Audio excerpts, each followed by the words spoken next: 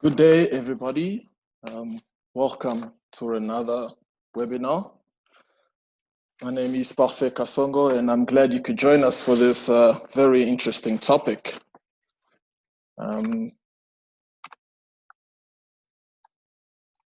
Just to start off, very important but boring.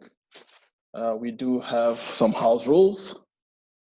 I'd like to ask that everybody, you keep yourselves muted at all times, keep your videos off at all times. We will have a question and answer session at the end of all presentations. Excuse me.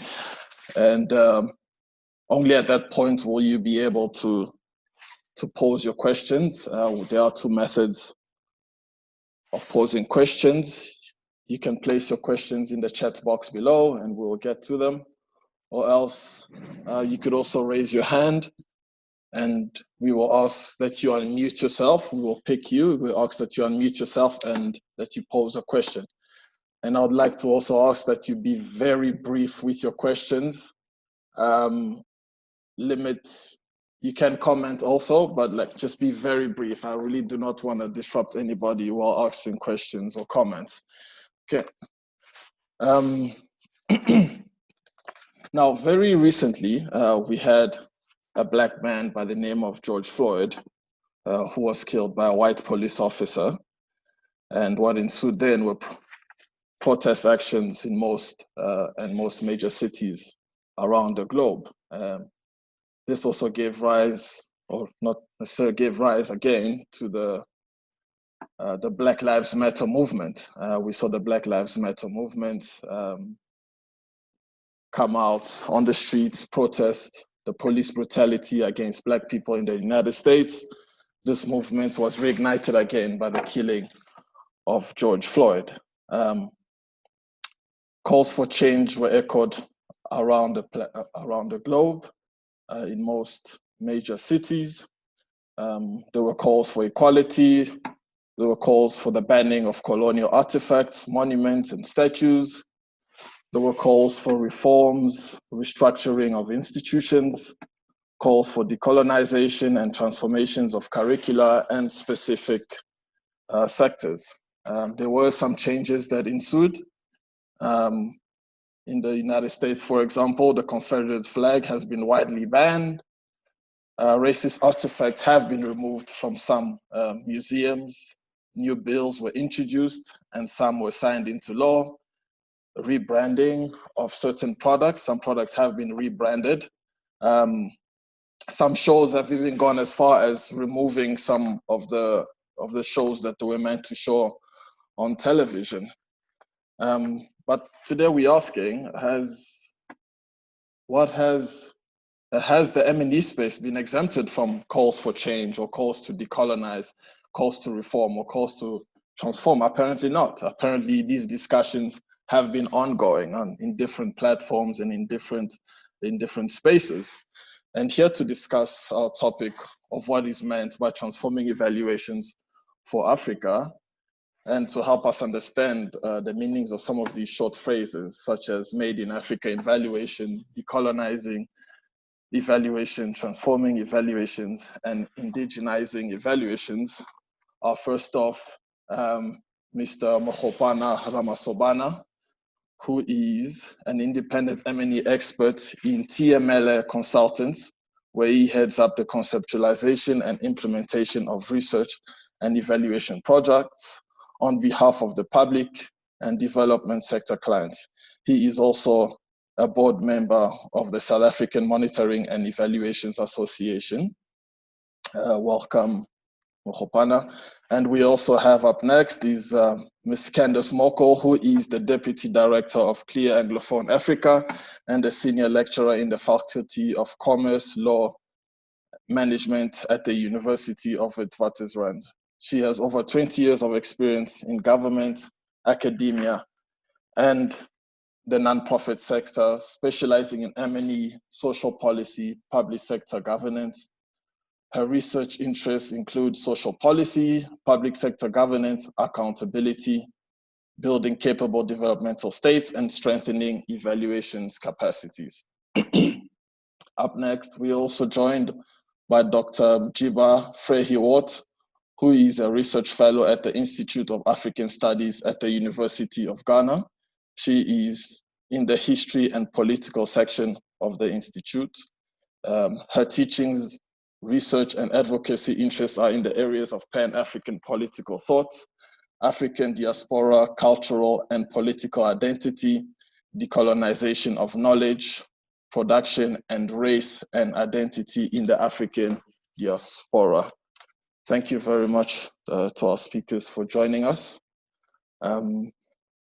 So yeah, just to get straight to it, I will invite Mr. Mokopana to just present for us. Mokopana, the floor is yours, sir. Perfect. Thank you very much for such a awesome introduction. Greetings to those of us who are part of this webinar. We appreciate your presence. I am going to do a brief presentation based on the assignment that was given to me by Parfait. As a matter of starting, or as a prelude, I must confess that I was a bit dismantled by a speech that was made by Achille Mbembe in Johannesburg. Achille Mbembe, who most of us are quite familiar with, was tasked to talk about decolonization of knowledge.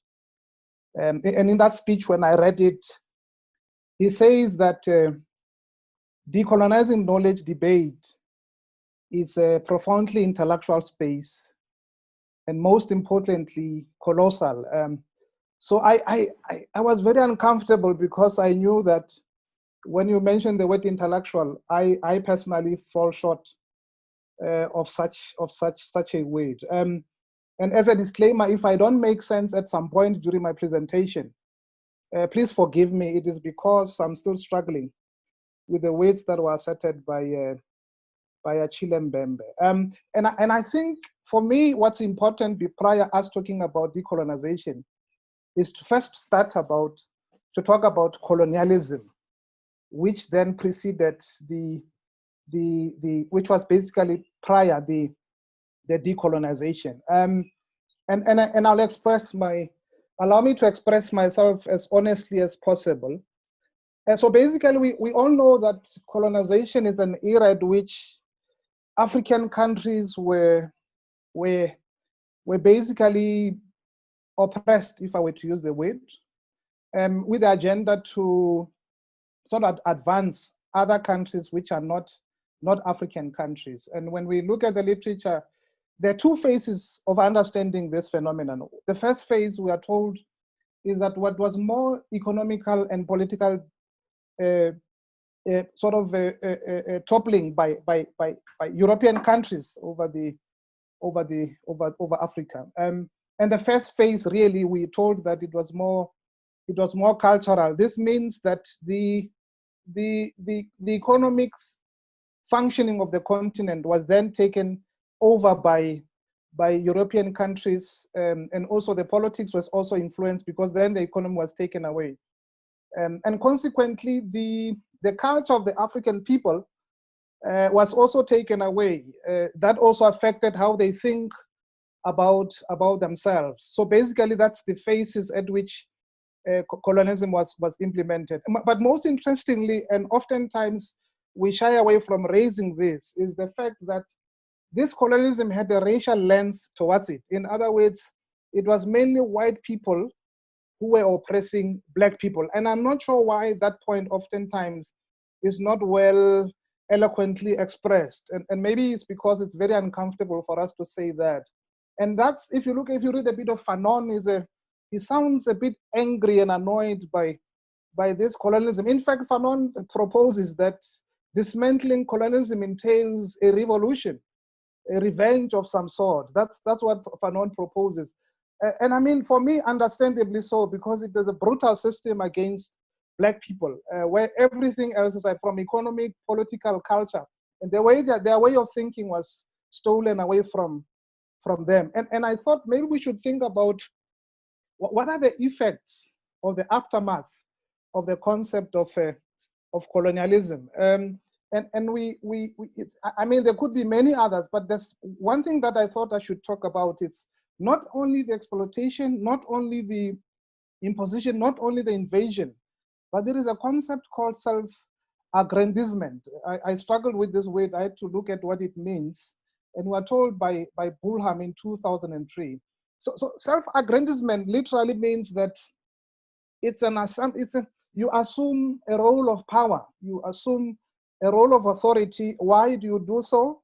Purely because you are a white person. That's what Bulham tells us. And it has nothing to do with facts. It is not based on evidence. It is purely based on how you look. And some people talk about race theory. Those who have read a bit on that. So that's also an effect of colonialism. And I want to give two examples to illustrate my point. The first point is about Albert Fraser, who's known to have been a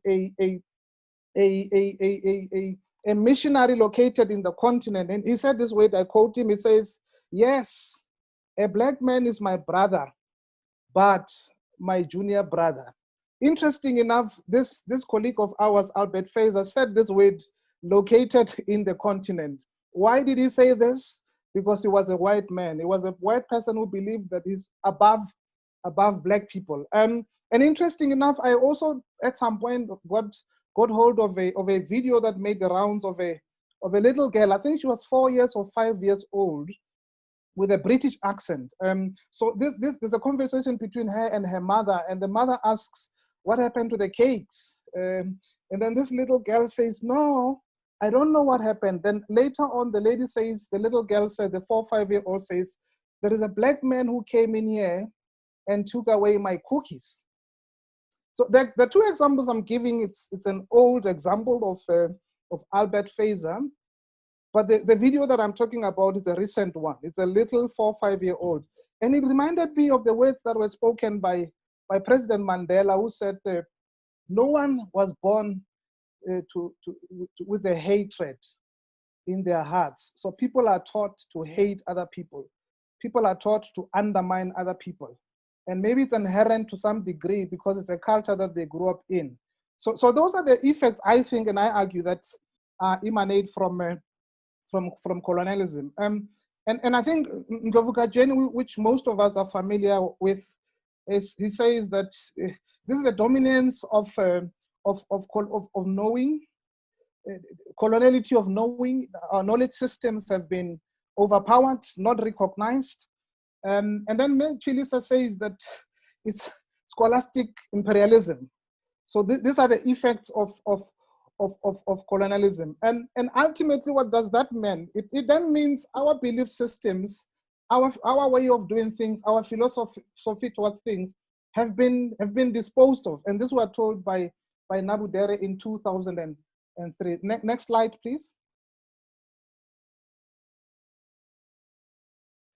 And let me be more specific to our profession as evaluation. My understanding of how it emerged in the region is that there were reforms that were implemented around the 1980s, where African countries were basically advised to restructure and how they do things. And these were really led by institutions such as the World Bank, the IFI's institutions, which and the donor communities.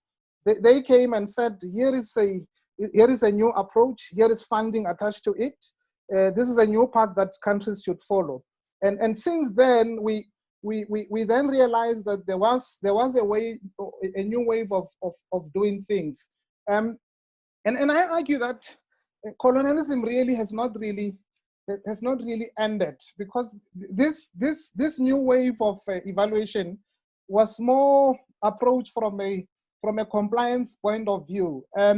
And then it also coincided with the new public management phenomenon, which we know that there was a sense or the agency from governments to private or improve of the way they deliver services. And they borrowed a lot of this concept from the private sector. At the core of this was really about improving accountability, governance, and transparency. And this were really accompanied by frameworks and and templates. And I argue that consequently, the Western theories, methodologies, and approaches, as opposed to African paradigms, were instilled from that. And I want to make an observation here, and many of us could be aware of this. A chap called Trevor Roper, who records that perhaps in the future there'll be some African history to teach, but at present there is none. Only the history of Europeans in Africa. Trevor Roper records such an observation. And then I argue that maybe evaluation is yet to address African development and its challenges, but rather an accounting system preoccupied with the resources spent in Africa by those who are not from this region. But basically what I'm arguing is that those who are giving aid to this continent, maybe this evaluation is meant to improve accountability for the resources that they've spent in the region, but yet to improve the lives of the African people. So maybe to answer the question, what is Made in Africa evaluation? As I mentioned earlier, this is about decoloniality. In other words, it's a process where African people are saying there's a way of how we do things. There's a way we're living, and that way of doing things should be incorporated in our development. And how much more in terms of evaluation. So generally speaking, it's about contesting Western domination in all its forms, including in the evaluation terrain. So basically that is what Made in Africa evaluation. And then it promotes homegrown approaches, African ways of knowing and of doing. And this we get from Prof. Chilisa. Molifia Santos says Afrocentricity in approach and African-led in practice. He then asks a question that should guide the work we do in Made in Africa. He says, what would African people do if there were no white people? So that's a question that Molifi Asante asks in 2009. And I think that's a principle that Made in Africa evaluation should be able to promote. And I'm sure at some point I'll be offering some of my views on how to go forward. And what underpin Made in Africa evaluation is that endogenous homegrown approaches are some of the distinctive elements that really guides this practice. And there's a thesis, and I know Tom is here, by one student that was supervised by Prof. Tom Archibald, who did his PhD. And I want to focus a bit in terms of what are some of the things that make Made in Africa, and what are some of the elements that are included in that. And I'll use the AFRIA guideline. If we go to the next slides, and I'll talk to some of the elements that I argue are important. And one of the arguments I often find is that there's a sense that what is unique about this thing, because these elements could be found elsewhere. And if you look at A to C of the AFRIA framework, and I want to focus a bit on that. And if you look at A2, it says consider framings and methods from Africa. Those are some of the elements that tries to distinguish Made in Africa from other theories that could be there or that exists. And most importantly, it engages with issues that matter in Africa. So the question is the evaluations that have been conducted addressing this part of and I know that Clear published a book, and the book chapter that I worked with other colleagues, we looked at some evaluations, qualitative evaluations in Africa. And I think they fall short of factoring these elements that I'm raising here.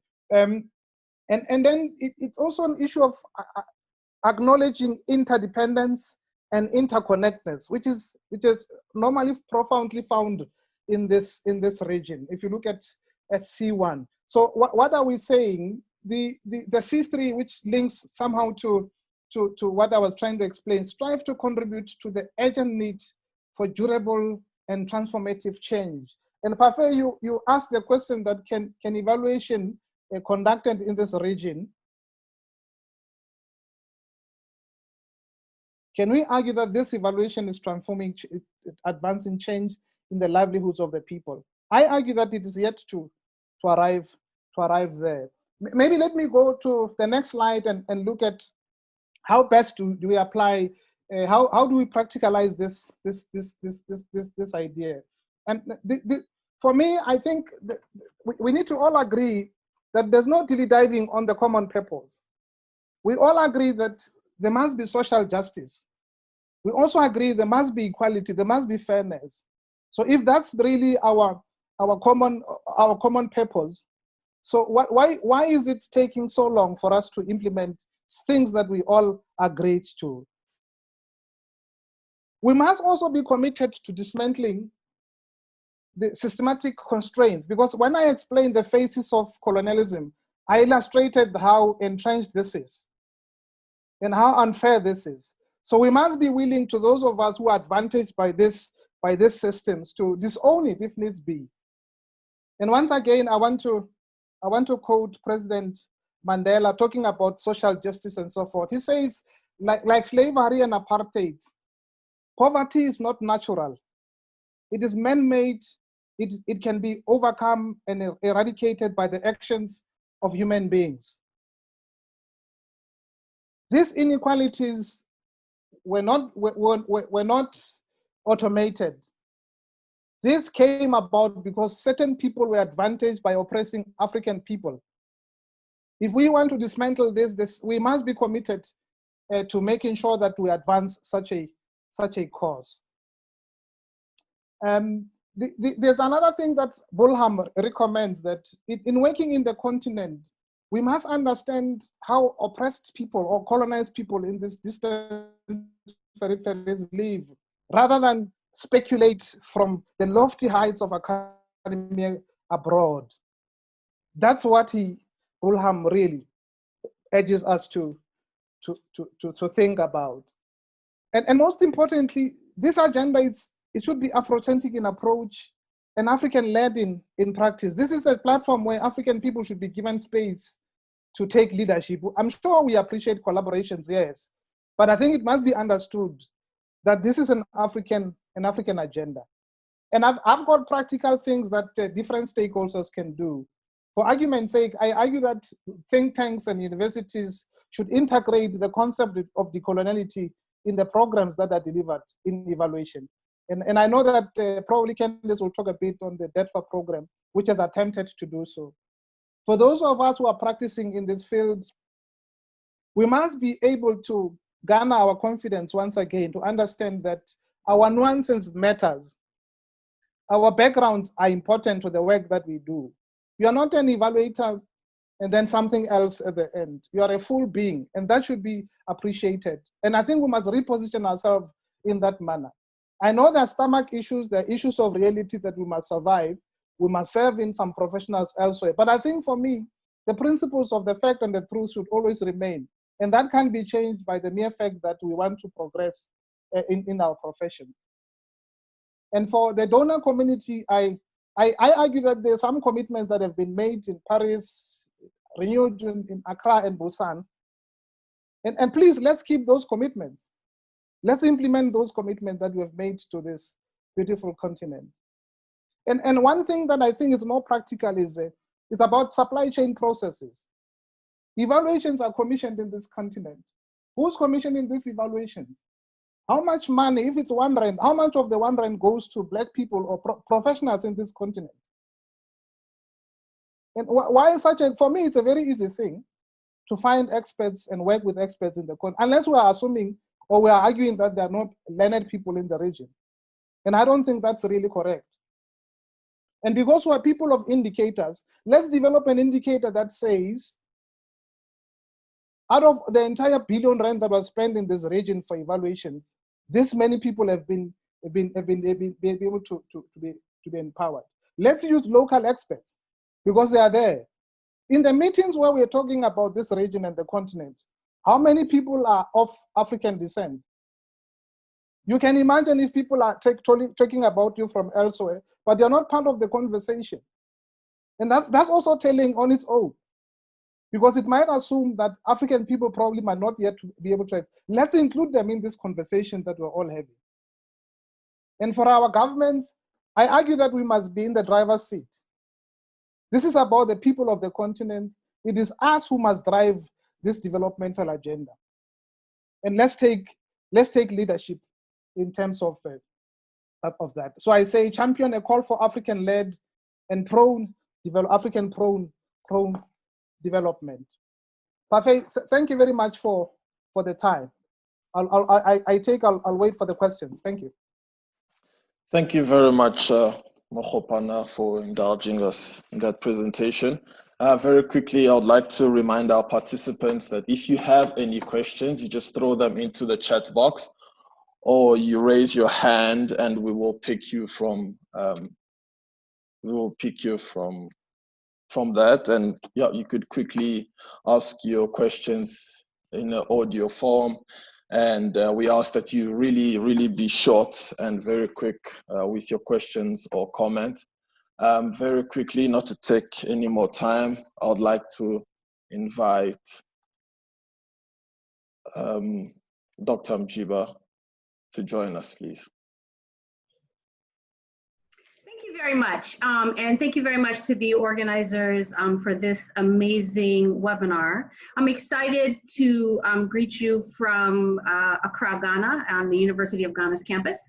And today I'll be talking a little bit about decolonizing evaluation in Africa. And what I'm gonna do is, I'm gonna ensure that I meet the 10-minute time frame, so I may not be able to get to all slides, but I certainly welcome the organizers to send out my slides, no problem. So my charge today, I'm gonna ultimately try, I won't be successful, but I'll try to develop an authentic approach to Made in Africa evaluation. And I'll look a little bit at an African-centered development paradigm. And I'm not sure if I'm gonna get the second one, but we'll see. So since this webinar came about as a result of the new emerged Black Lives Matter movement, I thought it was important for us to just remind ourselves that Black Lives Matter is not just about police violence.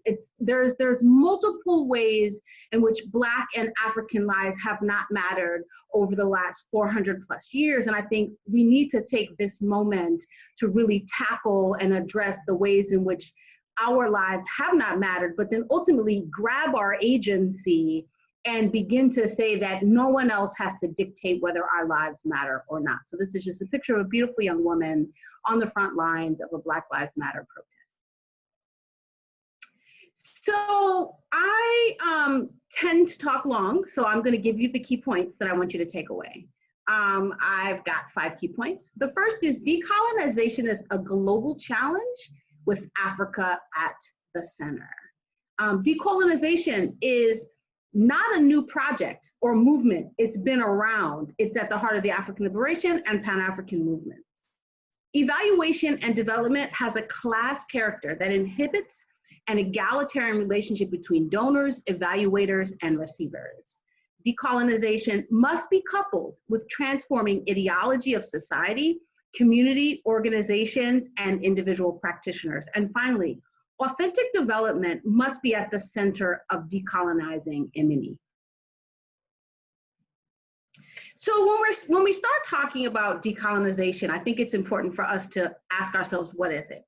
Decolonization is really about deconstructing and then reconstructing something, right? So we're decolonizing, we're stripping ourselves from the vestiges of colonization and now neocolonialism, and we need to then reconstruct something else. There's a notion of self-determination and social justice, right? And there's an acknowledgement of indigenous knowledge. And not in this quintessential, oh, everyone has indigenous knowledge, but the fact that African people absolutely have knowledge that can address many of the issues that this monitoring evaluation are trying to solve. And then there's we have to do an internationalization of indigenous experiences. And we also have to look at our history and then also critique that history. So decolonization is about both history and critiquing the history. And I thought that since we're talking about decolonization, not because it happens to be because I'm in Ghana, but this is Dr. Osagyefo Kwame Nkrumah, the first president of Ghana, 1957. Of course, we know Ghana, first African country to gain independence south of the Sahara, was really a watershed moment, right, for both Pan-Africanism and African liberation. And Kwame Nkrumah pushed decolonization of Africa, right?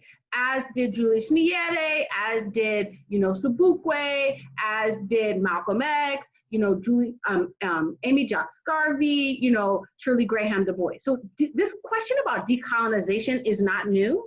And it's something that we should not believe is new, and we should use history, right? And the sort of studying the process of decolonization leading us to where we are in order to predict, or in order to plan out our future. There's 5, stages of decolonization according to POCA. Who is an indigenous scholar also? So there's rediscovery and recovery. There's mourning, right? Because sometimes we get a little bit sentimental, right? So we have to mourn the fact that we have been colonized mentally and physically and economically and politically, right? Because sometimes we think we're making our own decisions when we're not. Then there's dreaming. So like, what can the future look like? What is different? There's commitment and there's action, right? So we have to really go through these 5 stages in order to come out on the other side of decolonization. Next slide, please. Excellent. So I think also it's important to recognize that decolonization is a question of culture, right? So it's an act of culture. It's a revolutionary act of culture. And I just thought, since I'm representing the West Coast of the continent now, I thought I would bring in Amilcar Cabral from the PAIGC in Guinea-Bissau.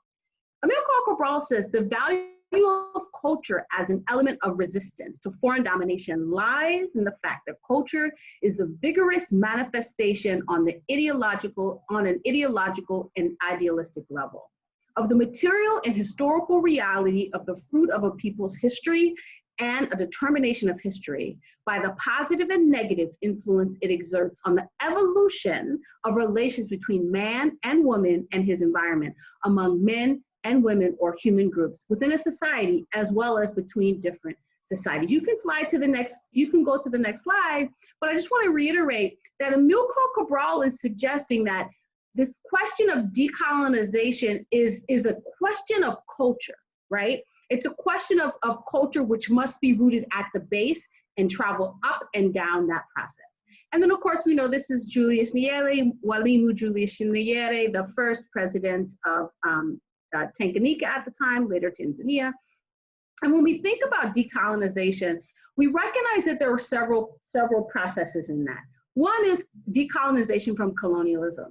One is slavery. One is neocolonialism. Of course, we know apartheid, and then we're looking at decolonizing both Africa and the diaspora. And so the question becomes, have we completely come out of all of these sections of colonization? Now, when we start to talk about monitoring and evaluation, I think one of the things we need to recognize is that there's a class character in monitoring and evaluation, right? And when we say class character, it means that oftentimes, many of us who are involved, whether it's in the academy, as I am, with NGOs, doing monitoring and evaluation, we have a vested interest in institutions staying in place, right? And because those institutions often feed us, they often roof us, they often give us money to put our children or our cousins or our aunties or whoever through school. And oftentimes what ends up happening with this class character is that we find ourselves more dedicated to this bourgeois class because we believe somehow that bourgeois class will continue to reward us with our salary. Everyone certainly should have a salary, but we have to recognize that there are class contradictions, and that means that we are bound by a certain allegiance to this bourgeois class, which ultimately reinforces this power dynamic between the global north and the global south. I have about 2.5 minutes, so I'm going to kind of rush through this, but I want to suggest that, can you go back for me just for 2 seconds? Excellent, thank you very much. So if you look at the bottom bullet, it says class, power, positions in society. I think this is really important because providers are NGOs, institutions, and funding agencies, and receivers are the community and quote unquote the underdevelopment of Africa and the development of Europe and the West. Let's go ahead and put the next slide. And so when we think about these class positions, we recognize that the class positions, they correspond to the ideology that dictates the relationship between the provider and the receiver, right? And so whoever brings in your money, that money comes with a particular ideology about Africa, about African evaluation, as well as about providing services on the African continent. And so when we're looking at Africa's global position, we have to ask ourselves, are we positioning ourselves from a position of power, or are we positioning ourselves as consistent receivers? Let's continue, because I want to get to the meat of the presentation. So I contend that there are 4 ways in which we can decolonize Made in Africa evaluation. And there are 4 steps, really. The first is decolonization. We must decolonize the knowledge production and practice of Made in Africa evaluation. That means decolonizing individual and collective understandings of Made in Africa evaluation. That means as individual practitioners and as institutions, we must begin to say, let's go back to the drawing board and critically ask ourselves, is our evaluation practices, are they based on a neo-colonial understanding of Africa and African people? The second is we must evaluate the existing models. I'm not suggesting we throw everything out. We must evaluate the existing models. We must then develop African setters models in partnership with local communities. And this gets me in trouble, but we have to be clear that if you're serving a community, you should be in partnership with that community, not coming in, doing evaluation for 2 weeks and running out and getting your big, US dollar check, but be in partnership and develop models in order to evaluate services that are provided in that community. And lastly, we must research African evaluation models. And there is my timer. I'm gonna beg for 2 more minutes, hopefully. And we must research African evaluation models. Although over 400 years ago we had, continue please.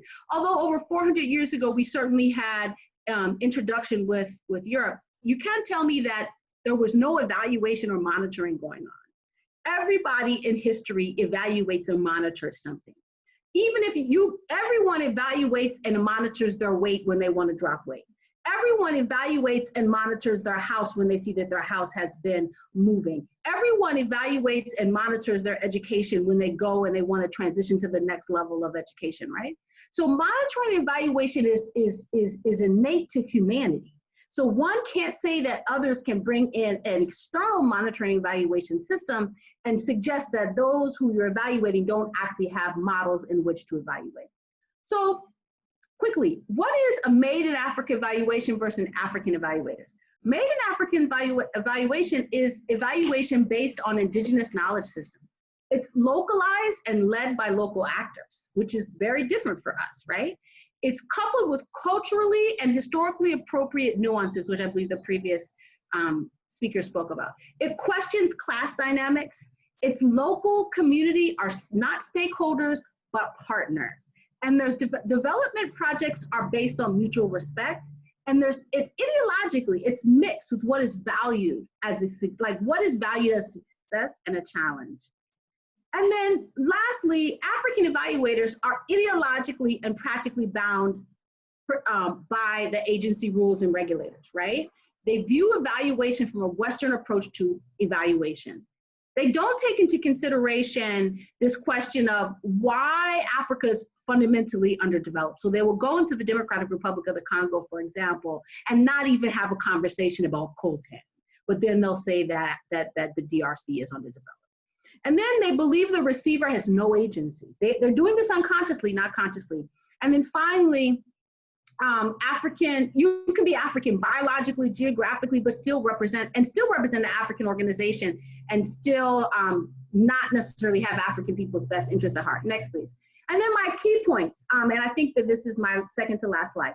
Institutions and practitioners must clearly recognize their class position and not allow it to influence their analysis. Very difficult to do, but you have to do it. African evaluation and monitoring must be centered around the community in which is being served. Institutions that are indigenous and run parallel to the formal government must be acknowledged and considered partners.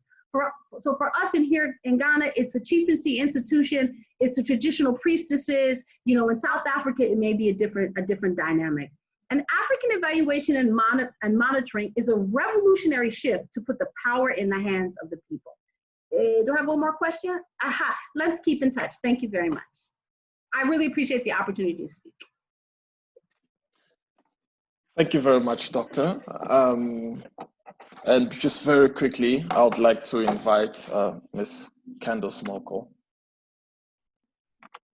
Thank you very much, Parfait, and thank you so much for organizing this very, very important conversation.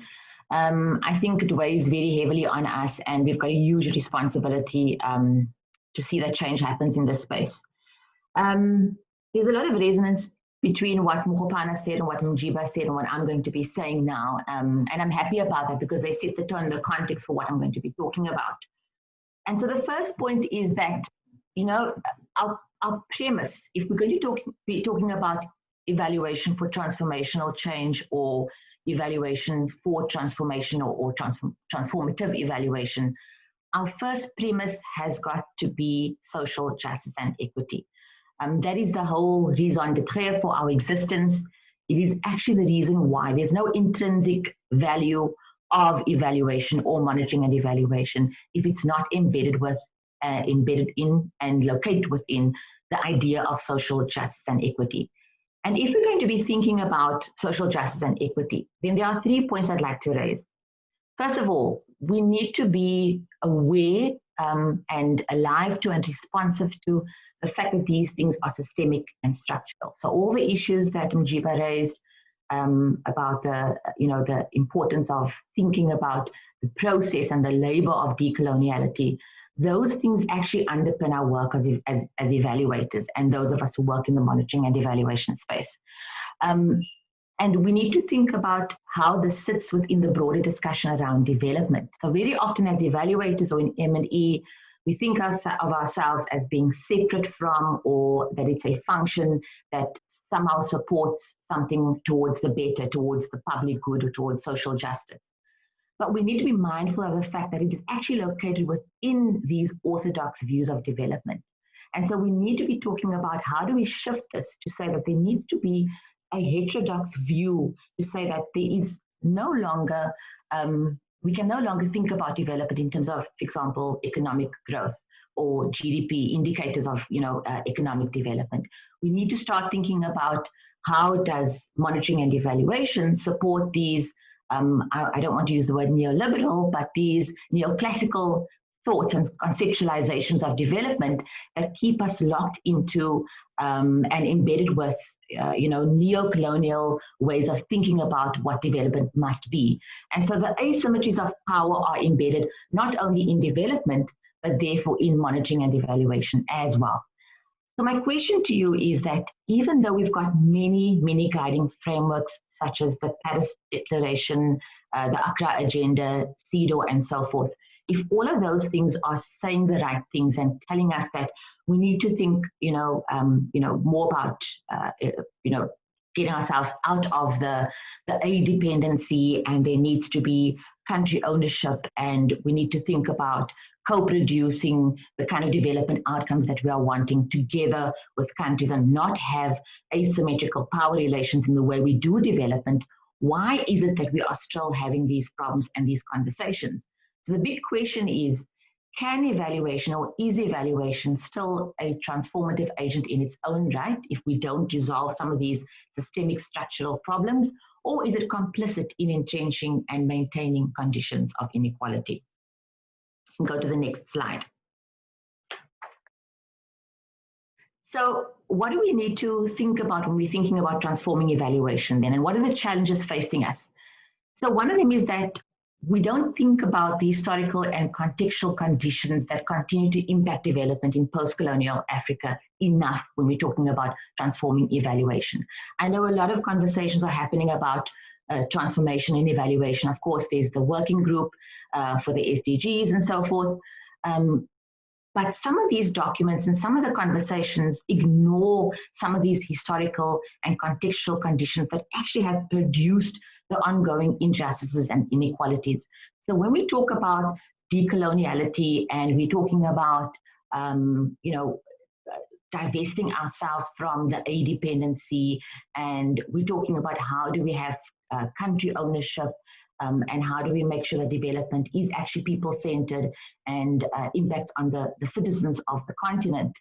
Do we talk about it almost in a sanitized way that separates it from these historical and contextual conditions? And I argue that sometimes we do.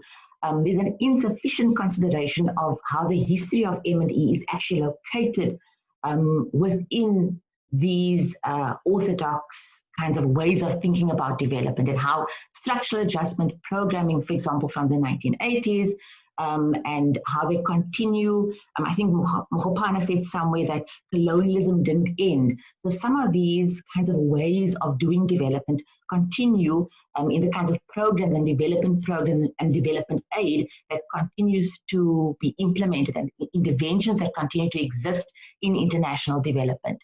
And so we don't give sufficient consideration to how M&E is actually located within this understanding of how is the historical production of the current injustices in development. Perhaps we are complicit in monitoring and evaluation, in continuing those, the very injustices which were created because of the way in which aid, created a receiver and a giver. And so these power asymmetries and the aid dependency and the view and the lens and the gaze on Africa as being deficient and the deficit of Africa actually empowers and gives evaluation still. And I like what Mjiba said about the class lens, or how M&E is actually embedded within a class question, that we actually come into the space as evaluators and M&E practitioners with quite a privilege and a position of power. And so even though perhaps there are methods and approaches and models that speak to participatory ways of doing evaluation or empowering or giving voice to people, that practice doesn't do anything to address the systemic problems and the structural problems that can continue to exist. And therefore, evaluation cannot be a transformative agent in its own right, because that practice at a microcosm doesn't address the broader structural issues. And so supply, to a large extent, then becomes unidirectional. Supply and demand. We talk about there's a supply of evidence and then there's a demand of evidence. And this supply and demand chain is very often and to a large extent still influenced by donor demands. But in the same breath, even though the demand is changing, for example, with in-country demand and greater growing in-country demand for evaluation and evidence for policy making, those state actors are not unfettered by these larger structural issues. And so they become a conduit of these power relations. And so even though we are talking about demand not necessarily always being led by donors any longer, even state actors are agents of the broader structural conditions that exist and the power asymmetries that exist. And then you get a very narrow interpretation of evaluation or monitoring and evaluation. So what are the challenges that are presenting themselves to us? And it was given to me to talk about, how do we ensure that there are more Black African evaluators, more female evaluators? And I put it to you that this, actually reduces it. It's a very reductionist approach to say that if we include more African voices, or we have more what we call emerging, which itself has problematic connotations, emerging evaluators in the space, and we build more capacity in Africa and in the global South to produce more evidence, that is the solution, the problem will be resolved. But I argue that this is just one part of the problem. And I'm not saying that we don't focus on that. Absolutely. The practice must be transformative. We must recognize the injustices, which are, the vulgarity of the injustices, so to speak. So we can't be race blind, we can't be gender blind, we can't ignore the power asymmetries, and we have to address those presenting problems. But I would argue that it is a continuum between what happens in the microcosm of evaluation practice, and then the broader systemic issues. And, very often people who are working in the space of, and whose passion is to start to transform evaluation, are perhaps stuck, or there's a crowding out of the conversation of the systemic issues because it's seen as being too political, or that's not the space within which we work. We need to focus on our methods and our approaches, so we do more, culturally appropriate or contextually relevant kinds of approaches.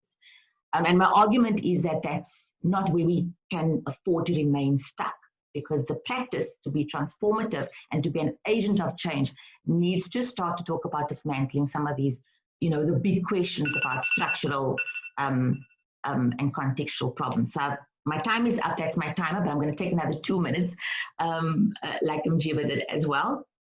And so I want to talk a little bit about the microcosm and the microaggressions and how the personal is political in these spaces.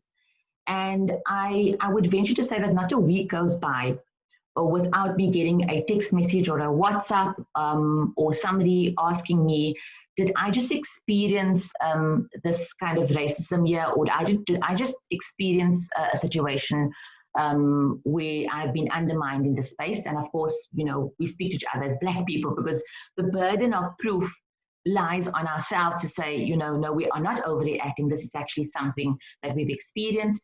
And very often we code switch within these spaces, because it's exactly what my colleagues were talking about, that with these asymmetrical power relations, you cannot seem to be biting the hand that feeds you. So one code switches within these spaces. But when we speak to each other, we talk about, these are the microaggressions that I've been experiencing. What should I do about it? And the burden of proof always lies on the those who are marginalized and being disempowered. And very often the choice is that, no, I can't even address that issue because, nothing's going to change.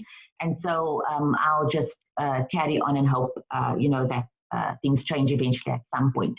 So my argument is that if you've not been aware of these kinds of things that are happening, we need to be more reflective and maybe allow the spaces for people to speak about that these microaggressions are actually located within these broader systemic problems and issues, and that something needs to be done about addressing both the autobiographical and the structural when it comes to these power asymmetries. And then it of course breeds weaknesses in trust and the absence of trust, which I'll talk to in 30 seconds. Next slide. And so just very quickly, what should we do? So my slides kind of now talk about what we could possibly do. I think there needs to be an intentional focus on the political, contextual, and ideological drivers of evaluation systems. So we don't talk about these things enough. And because there is the responsibility now, and especially with the SDGs, to talk about country programs and programs which are basically ensuring that the stakeholders, and especially government stakeholders in country, that we co-produce these development outcomes together with our government partners and government stakeholders. It's really important to embrace the notion of partnership, co-production, and embedded autonomy.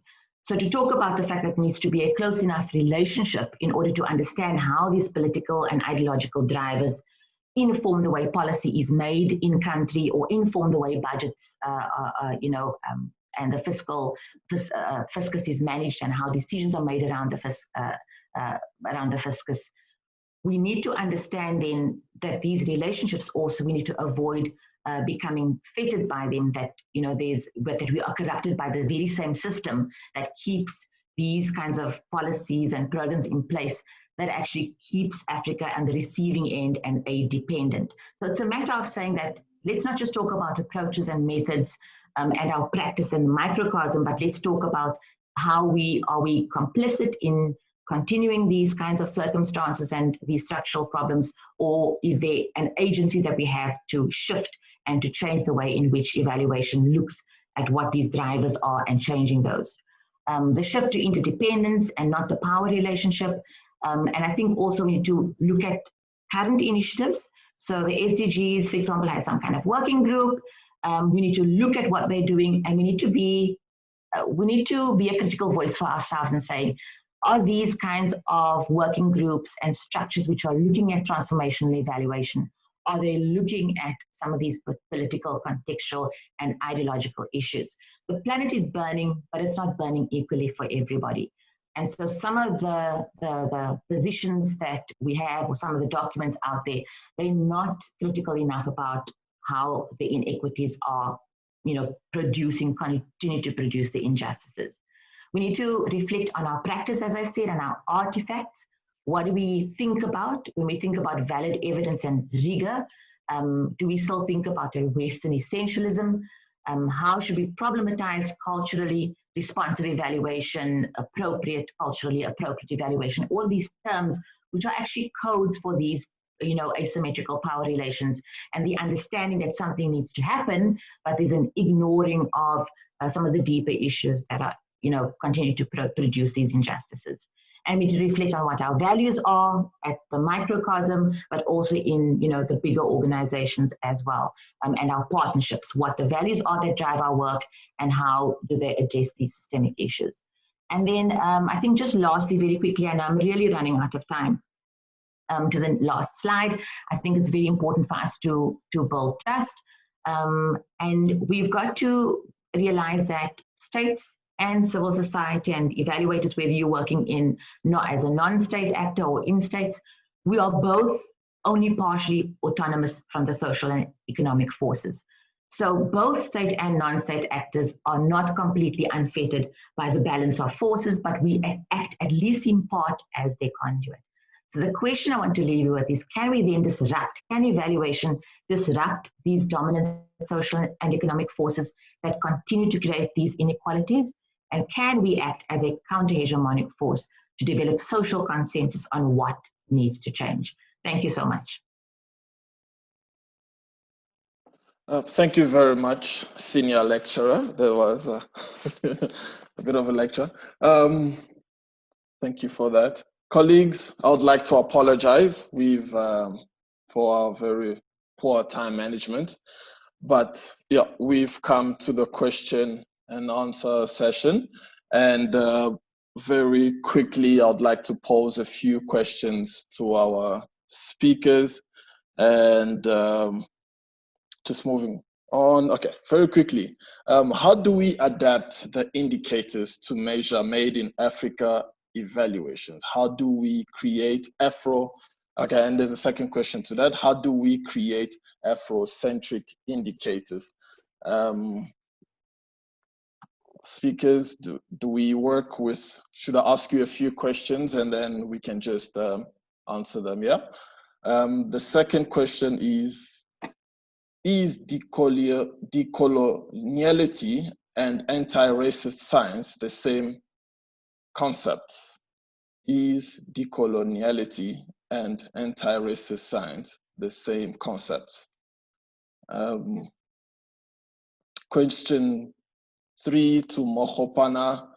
What would it take to achieve social justice in Africa, especially taking into account the prevailing systematic corruption by our leaders? Okay. And Dr. Jiba, a question for you. I note that you are using African evaluation and monitoring. What is the significance for your shifting the E and the M, if there is a significance? Fellow presenters and speakers, are you guys ready to answer some of these questions?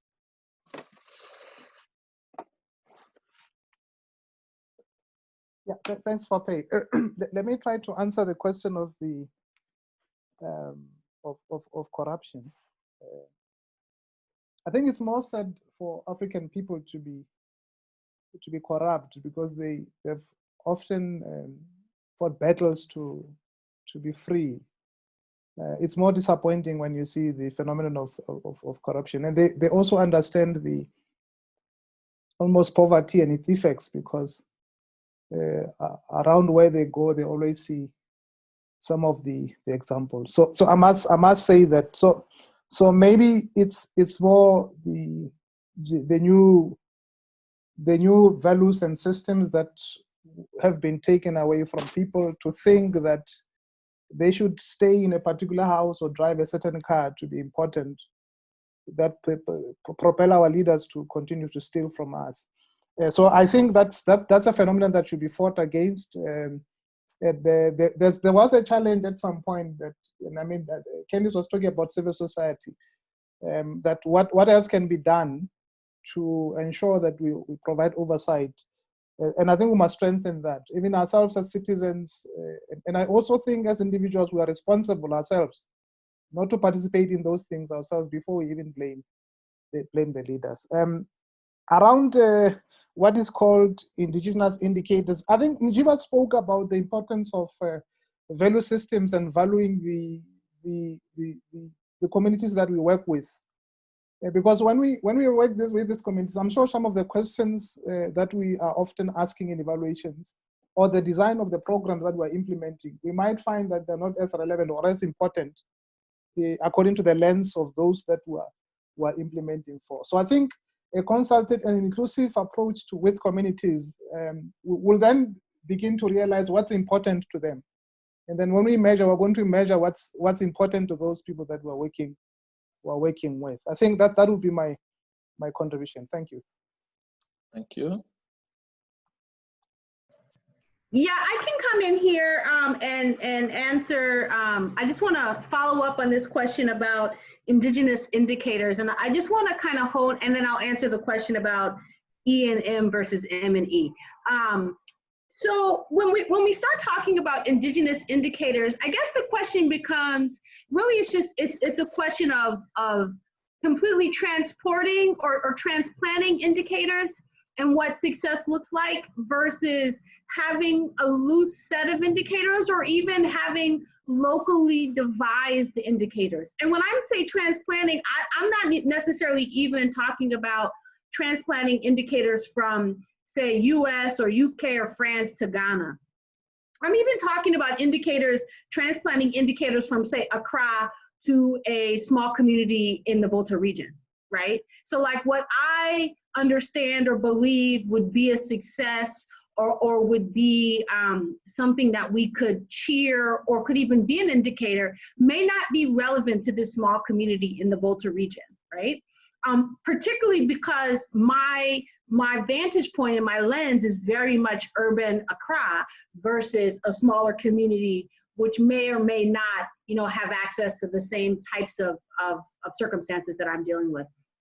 And so I think it's even a question about how are we transplanting our own ideological experiences, political and economic positions to the communities in which we do evaluation and monitoring. And I think that also brings me back to this question. And someone was asking, there was a question about looking at the systematic challenges of aid, right? Which I think is very much at the heart of what we're saying. Because the reality is you can't say, okay, we're going to, decolonize monitoring and evaluation, or evaluation and monitoring, however you say it, and not decolonize how aid is being transferred. And I'll just give this a very interesting dynamic, or interesting story, and then I'll quit.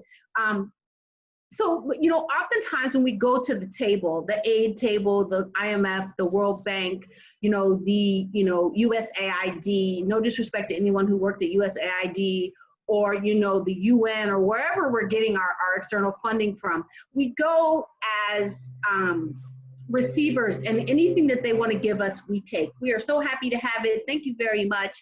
We really need to put this toilet in this community when the community doesn't even need a toilet, right? But that's a whole nother issue. We oftentimes struggle to go to the table from a position of power.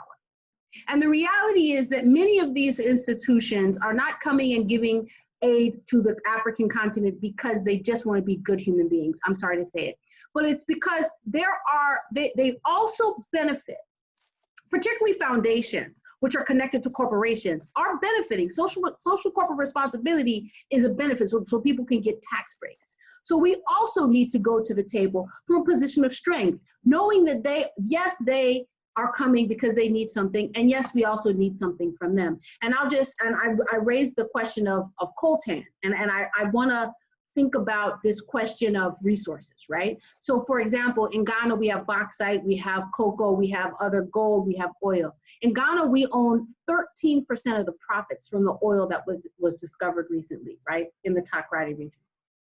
only 13%. Now, yes, we don't have the equipment to dig and get the oil and then refine it and sell it back to us as Petro or other spaces, but we have the raw material.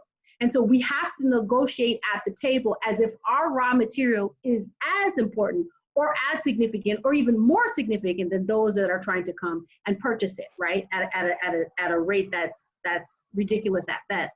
And the same way in which we're going for funding from these institutions, we have to have that confidence. And I know it's difficult and it's a little bit of a shift, but I think that's what we have to do. And then in this question about, oh, and lastly, I think that when we start thinking about these boards and how, because all of these NGOs, all of these organizations have some level of community boards, right? Where are our real community representation on these boards? Can we not begin to bring communities in which we're doing evaluation into these boards and stop bringing in the, you know, people who already are millionaires or people who are doctors or people who are finance gurus? Why can't we bring community members in which our services are actually impacting to sit on these boards as equal members with equal amounts of power? Lastly, this question of African E&M versus M&E, quite frankly, honestly, there's no real significance. But I think that now that you're raising this, I think that when we think about this question of evaluation and monitoring or monitoring and evaluation, which comes first? I mean, honestly, if I'm looking at this from a straight political perspective, certainly I would think that there's evaluation that comes first and monitoring, right? But ultimately it's all connected, in my opinion. All of it, whether it's evaluation and monitoring or monitoring and evaluation, is all connected back to these systemic issues, right? Of who's giving the funds and what those funds can be used for and what ultimately is viewed as a success. I'm sorry I spoke too long. Thank you very much. That's all right. Candice, anything to add? Yes, I'm going to try to answer two questions in one, because I think they're connected. So there was a question around whether decoloniality and racist science is the same thing, and I hope I'm understanding the question correctly. But my view is that you know, we're talking about what science is valued, and you know, I actually talked about Western essentialism, not African essentialism, and the fact that so evaluation borrows from, we are a multidisciplinary, I wouldn't say transdisciplinary, but certainly multidisciplinary kind of field. And so we borrow from the sciences. And so we are located also within the view and the gaze that is held within these spaces around what counts as robust and valid evidence and rigor and so forth. And there's been a lot of things coming out in, you know, science journals recently about how poor science actually gave the perspective that there are certain races who are less endowed mentally, less mental capacity to do certain things, and therefore deserve certain injustices because of their own fault. And these are peer-reviewed spaces where, you know, these kinds of messages are reinforced. And so my question is, how are we then saying in evaluation that we are rejecting some of those things? So the answer to the question is that what needs to be done then in terms of, you know, avoiding that kind of Western essentialism. And I want to also, you know, talk about what Achene Glover talks about as the pitfalls of consciousness. And while he also talks about seductiveness of coloniality. And I think my colleagues also spoke about the fact that when you're in these spaces, when you are invited to the table as an evaluator, you come there with a position of some kind of power and privilege. And that is where, you know, you get your per diem dollars, or you are able to travel abroad and so forth. And so it is very important that on a personal reflective level, as evaluators and practitioners in this space, one has to first understand yourself and understand is there any way that you might be complicit in this space, and what do you need to reject in your own practices, because the microcosm becomes part of the bigger picture and it's all intertwined. And when evaluation gives us this power, can we then use that power to be agents for change? So there's a lot of work that needs to be done in rejecting sometimes saying the difficult thing that needs to be said when you are sitting at that table, when you're asked to do, you know, something that is, you know, more of an appreciative way to articulate, you know, an evaluation report, or when you think about if I'm going to articulate the theory of change in this way, where is it going to land? And I'm going to get a soft landing if I have to articulate this message in this particular way. I think that is some of the hard work that needs to be done by evaluation practitioners themselves. But I also think that when we're working in, and so that's evaluators, but a lot of us also work in evaluation systems, and we are actually working with state actors, and we're working with governments, and we're working in the public sector. It's also very important to understand that how are governments also perhaps constrained and shackled by these very things. So, for example, ministries of finance and treasuries, you'll often find that monitoring and evaluation is located within those spaces and those kinds of ministries. And that comes from a very, an audit, compliance, checking up, policing kind of perspective of what monitoring and evaluation is supposed to do, and not from a learning and how do we use this evidence to better the lives of people kind of perspective. So when we are going there to assist and support and going to partner to develop and establish evaluation systems, what do we need to do to avoid what I call and what I've learned to be isomorphic mimicry? And what that means is that, well, this system, and it looks like it is working in another country, it's very efficient, it's producing evidence, reports are being produced, they receive funding to do evaluations, somehow that system seems to be working. How do we then say that that might not necessarily work in every context? And maybe there is a problem with taking that and copying and pasting it into another country system. Do we need to understand what the context is, and is it in fact a viable option to have an evaluation system that's built on policing, accountability, and checking that might be located in a ministry that's also embedded in, conditionalities of its funding? If the funding is coming from aid and policy decisions are based on how indebted it is, then we just need to think about how ourselves as practitioners in that space need to perhaps highlight that maybe the evaluation system needs to be doing something different than just, embedding itself within a compliance, accountability and efficiency kind of model and way of thinking. And so you can't separate evaluation from the wider system. And I think that is my enduring message when I talk about this, is that it's not separated. So we talk about the teleological nature of evaluation. It exists and it was made for an end goal and an end function, which is accountability, and not necessarily for learning and to say, how do we dismantle, the structures that perpetuate and produce these injustices? Thank you. Thank you. Very quickly, I want to throw another 2 questions. I know there are questions that are coming in thick and fast, and unfortunately we cannot get to them all, but I can assure you that we will prepare a document to answer a lot of these questions. So there is a question here from Dugan, who says, I would love to hear more about the African ways of doing traditional forms of MAE that can serve as the basis for transforming our practice. And I have a question from Patrick in front of me, which says, how does the agenda of transforming evaluations for Africa concretely support greater uptake of country-led evaluations? Colleagues, is anybody ready to answer any of the 2 questions?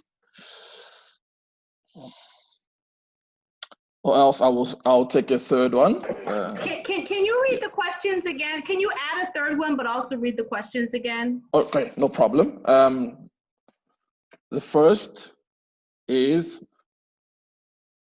I would love to hear more about African ways of doing traditional forms of MAE that can serve as the basis for transforming our practice.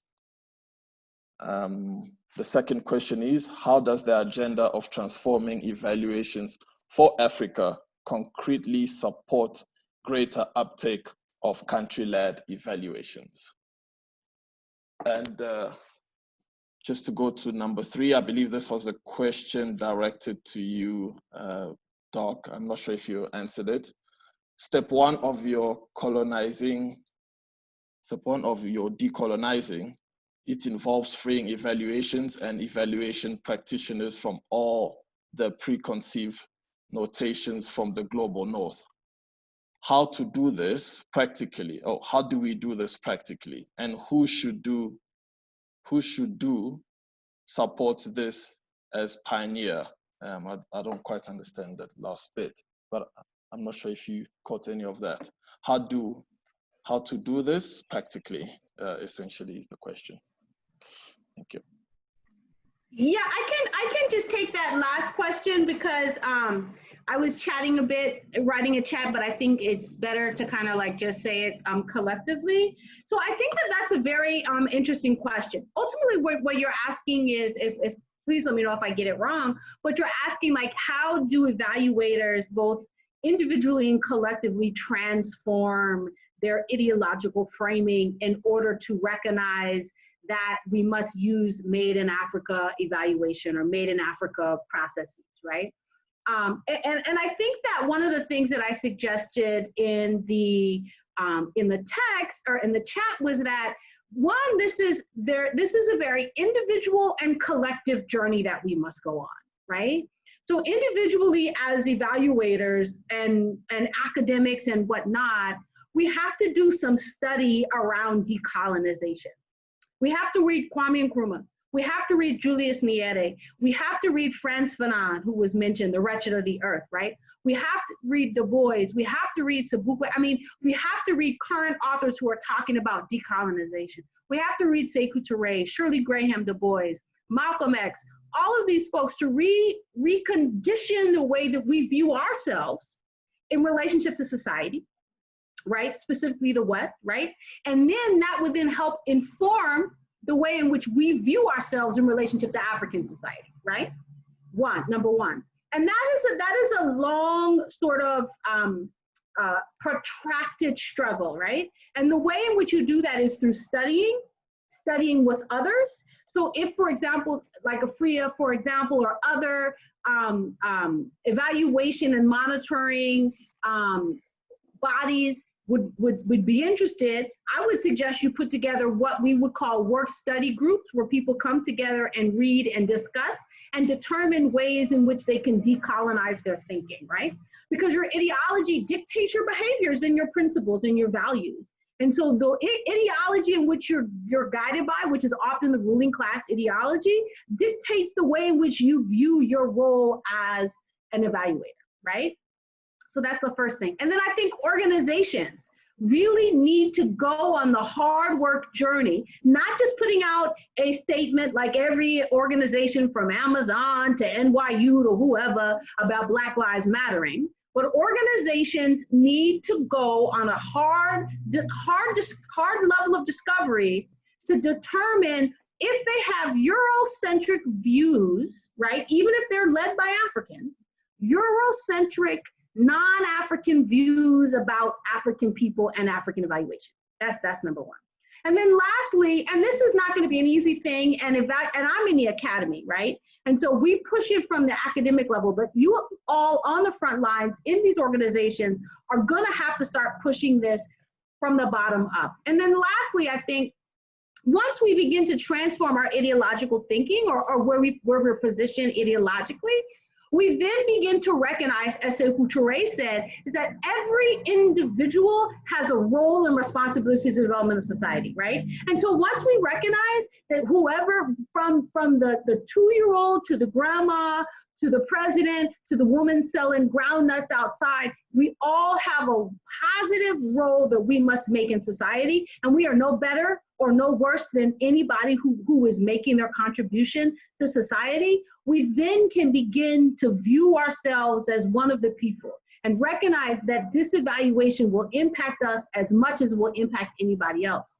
And at that point, then you'll see slow sort of shifts in the way that both you do business and view evaluation and even write reports, and even organizations in which you work with will also do that. And let me just say this again, I am not in the field, I'm in the academy, but all money is not good money, right? I know we have to pay people's bills, and I know people have to eat, and I know that this money gives us per diem, which we do other things with and whatnot, but all money is not good money.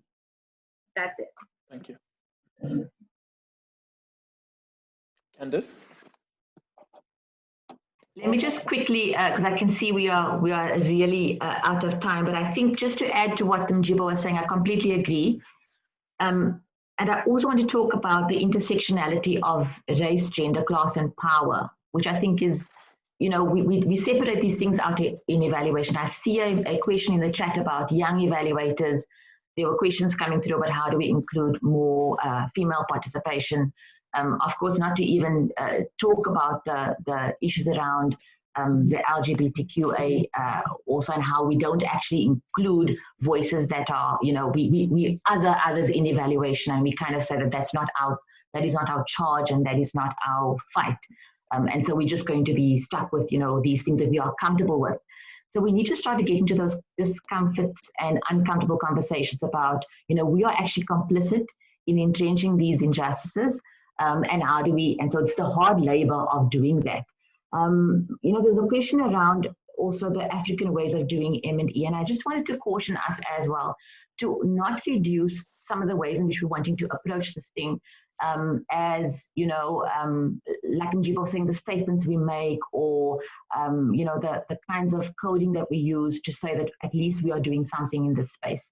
So it's not about ethno-theorizing, it's not about, African folk traditions and African metaphysics and how do we include that in evaluation.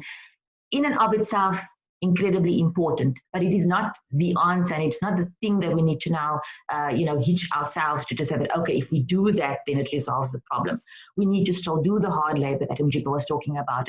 We need to educate ourselves to understand what is our role in being complicit in this. I think Tom asked a question also about how, capacity building, and what does this mean then for building capacity in evaluations. We need to have a look at what is being done in the academy. And Mjiba, you say you are in the academy, and absolutely, I think that sometimes we say, oh, well, people will be trained in their disciplines, and when they come out of their disciplines, we'll talk to them about evaluation. Yes, there are a lot of universities who are starting to design postgrad diplomas or whatever in evaluation, but by the time they've been steeped in whatever they've been steeped in and coming into the evaluation sector, it's very difficult to start to talk about these issues. So I think that the evaluation community needs to have a closer relationship in what is happening in the academy around training and, I don't even like the word training, but just, having a consciousness around these issues, as we start to say, how does evaluation become transformative and not look at at deconstructing the pieces and, reducing it to shallow approaches and to say that, yes, we check the box, we are now contextually relevant or we are culturally appropriate. Thanks. Thank you very much. Mohopana, you have 2 minutes. Any last words? Well, thanks a lot, Parfait. I think for me, my colleagues have given more a broader overview about best ways of approaching this, so that we don't sort of isolate this discussion to a methodological approach. It's really broader than that. And I think as an action list, one of the things we could try and do is, as Mjiba is proposing, is to apply ourselves in understanding the discourse itself, what informs it. And I think, so to some extent, I often feel like there's some level of impatience from some of us to say, where is the framework, where is the approach, and so forth. That for me sort of reduces this debate to a methodological approach. I think the most popular criteria often used in evaluation is the dark criteria. So maybe and I know that Prof. Ophir have done some work in looking at that, trying to expand it. So maybe a research piece to that effect, that should, of course, be funded. This also requires some resources that people work on this full time. The other disadvantage, and this is not a complaint about African people, is that you are a researcher and you're employed to do your work. Some people are fortunate to have sabbatical leaves for 2 years, and then they can bring us a model that everybody else can use. So that also, that's why I'm saying the commitment should also be, this agenda should be funded. People should put resources towards it to ensure that we think and apply ourselves scientifically, and then we can provide some of the alternatives and ideas around it. So I think for me, the idea is that let's go ahead, let's go and work on this idea, and let's move the discourse forward. It's as old as many generations. People have always been fighting to ensure that African people are part of the broader discourses. The evaluation happens to be the space where we're involved ourselves. So I think that's really my message, Parfait. Thank you. Well said. Thank you very much. to end off very quickly, I would like to say thank you to our speakers for being such wonderful sports. Thank you to all our participants.